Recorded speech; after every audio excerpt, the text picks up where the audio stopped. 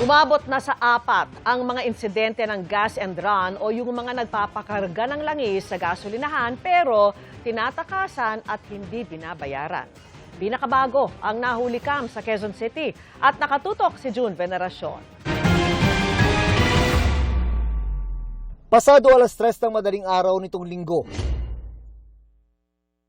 nagpakarga ang isang kotse ng 1,500 pesos na halaga ng gasolina sa gasolinahang ito sa Barangay Bahay Toro, Quezon City. Pero pagkatapos, umarangkada na ang kotse.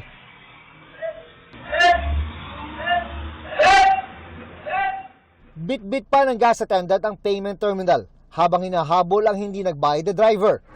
Patuloy ang pag-review ng Quezon City Police District sa mga CCTV footage para matukoy ang plaka ng kotse at ang driver nito.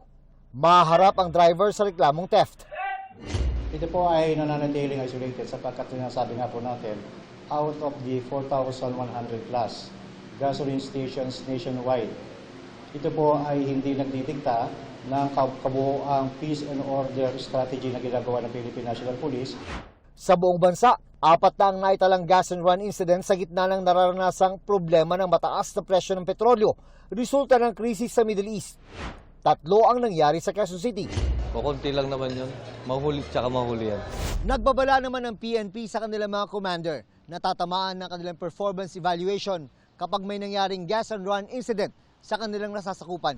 Pag ito ay nangyari ng pangalawa at pangatlo, ito ay magiging result ng evaluation ng posibleng kanilang pagkakarilib sa kanilang mga sariling mga pwesto. June Veneracion, nakatutok, 24 oras.